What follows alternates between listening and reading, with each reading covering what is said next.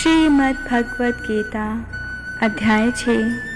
भगवान कहते हैं, सनैः सनैः रूप रमेद बुद्धया धृतिगृहीतया आत्मसंस्थं मनः कृत्वा न किंचिदपि चिंतयेत। धीरे धीरे क्रमशः पूर्ण विश्वास पूर्वक बुद्धि के द्वारा समाधि में स्थित होना चाहिए और इस प्रकार मन को आत्मा में ही स्थित करना चाहिए तथा अन्य कुछ भी नहीं सोचना चाहिए। तात्पर्य है कि समुचित विश्वास तथा बुद्धि के द्वारा मनुष्य को धीरे धीरे सारे इंद्रिय कर्म करने बंद कर देने चाहिए। यह प्रत्याहार कहलाता है। मन को विश्वास, ध्यान तथा इंद्रिय निर्वृत्ति द्वारा वश में करते हुए समाधि में स्थिर करना चाहिए। उस समय देहात्म बुद्धि में अनुरक्त होने की कोई संभावना नहीं रह जाती। दूसरे शब्दों में, जब तक इस शरीर का अस्तित्व है तब तक मनुष्य पदार्थ में लगा रहता है, किंतु उसे इंद्रिय तृप्ति के विषय में नहीं सोचना चाहिए।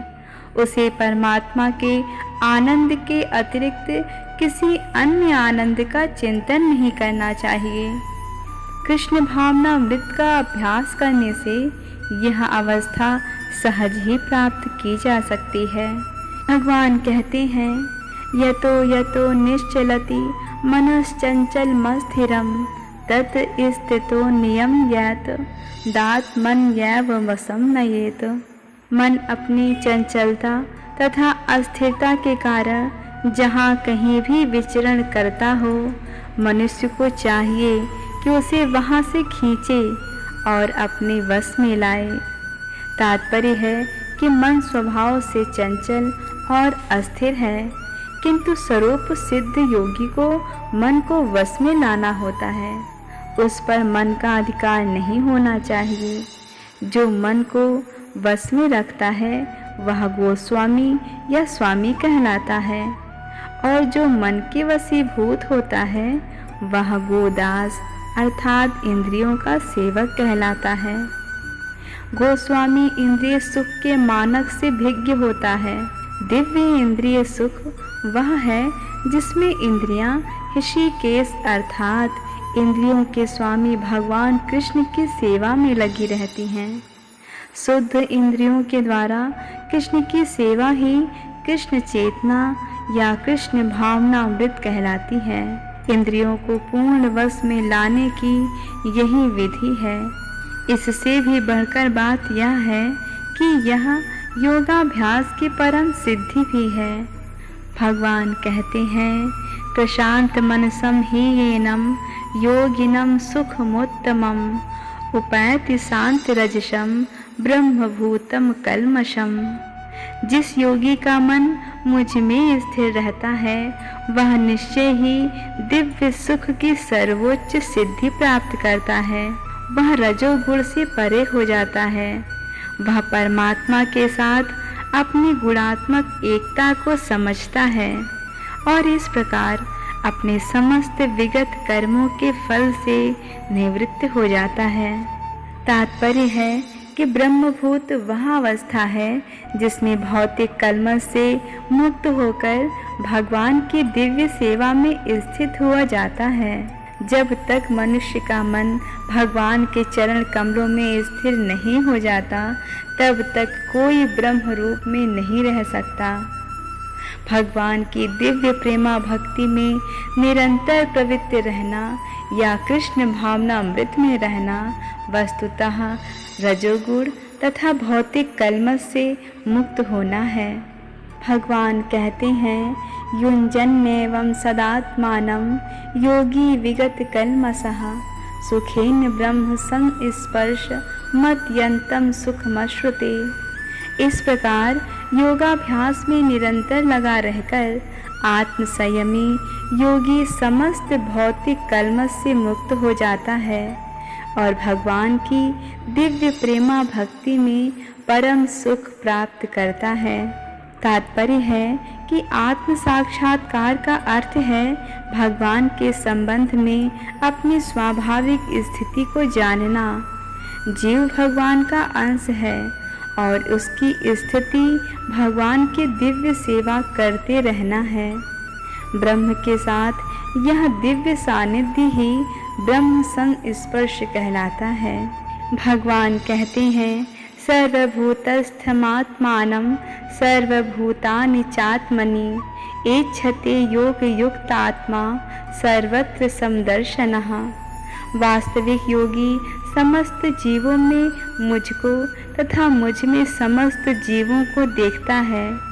निस्संदेह स्वरूप सिद्ध व्यक्ति मुझ परमेश्वर को सर्वत्र देखता है। तात्पर्य है कि कृष्ण भावना भावित योगी पूर्ण दृष्टा होता है, क्योंकि वह परम ब्रह्म कृष्ण को हर प्राणी के हृदय में परमात्मा रूप में स्थित देखता है। अपने परमात्मा रूप में भगवान एक कुत्ते तथा एक ब्राह्मण दोनों के हृदय में स्थित होते हैं।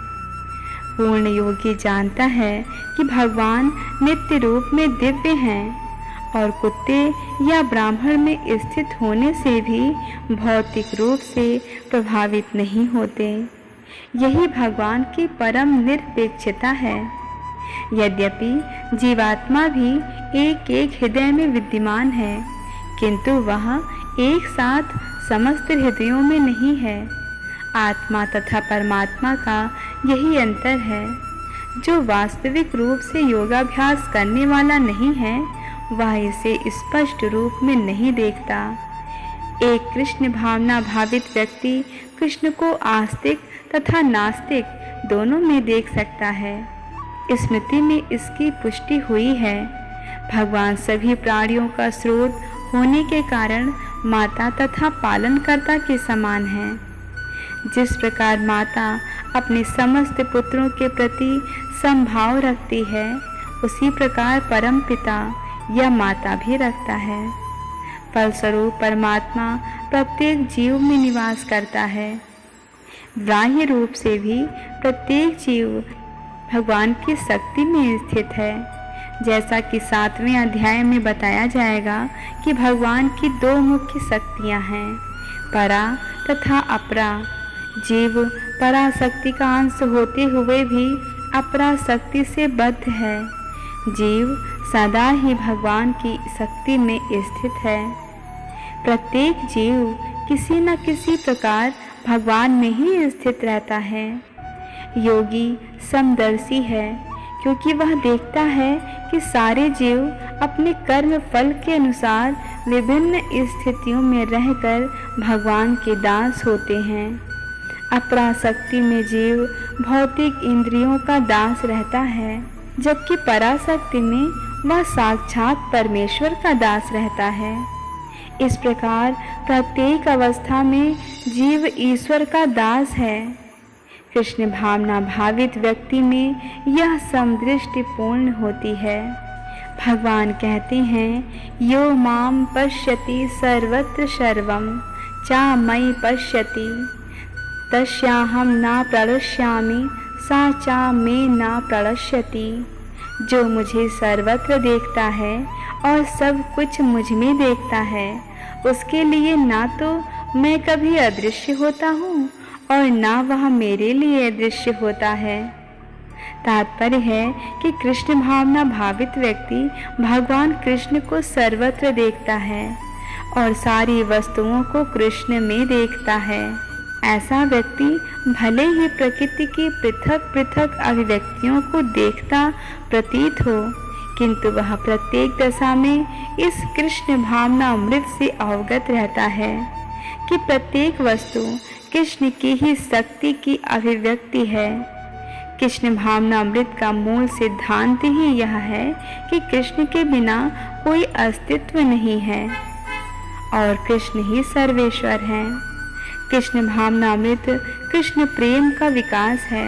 ऐसी स्थिति जो भौतिक मोक्ष से भी परे है, आत्म साक्षात्कार के ऊपर कृष्ण भावनामृत की इस अवस्था में भक्त कृष्ण से इस अर्थ में एक रूप हो जाता है कि उसके लिए कृष्ण ही सब कुछ हो जाते हैं और भक्त प्रेममय कृष्ण से पूरित हो उठता है। तब भगवान तथा भक्त के बीच अंतरंग संबंध स्थापित हो जाता है। इस अवस्था में जीव को विनष्ट नहीं किया जा सकता और न भगवान भक्ति की दृष्टि से ओझल होते हैं। कृष्ण में तादात्म्य होना आध्यात्मिक लय है। भक्त कभी भी ऐसा विपदा नहीं उठाता। ब्रह्म संहिता में कहा गया है कि मैं आदि भगवान गोविंद की पूजा करता हूँ, जिनका दर्शन भक्तगण प्रेम रूपी अंजन लगे नेत्रों से करते हैं। वे भक्त के हृदय में स्थित श्याम सुंदर रूप में देखे जाते हैं। इस अवस्था में ना तो भगवान कृष्ण अपने भक्त की दृष्टि से ओझल होते हैं और ना भक्त ही उनकी दृष्टि से ओझल हो पाते हैं। यही बात योगी के लिए भी सत्य है, क्योंकि वह अपने हृदय के भीतर परमात्मा रूप में भगवान का दर्शन करता रहता है। ऐसा योगी शुद्ध भक्त बन जाता है और अपने अंदर भगवान को देखे बिना एक क्षण भी नहीं रह सकता। हरे कृष्ण कृष्ण कृष्ण हरे हरे, हरे राम राम राम हरे हरे।